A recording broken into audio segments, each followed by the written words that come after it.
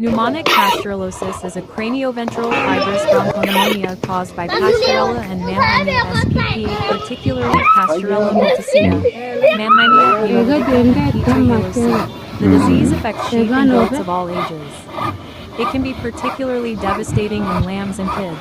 Predisposing factors that expose to Pasteurella infection include inadequate colostrum intake, stress due to transportation, weaning, or commingling with animals from unrelated farms, and primary infections with respiratory viruses such as parainfluenza type 3, adenovirus, and respiratory syncytial virus, or Mycoplasma spp, including Mycoplasma ovinae.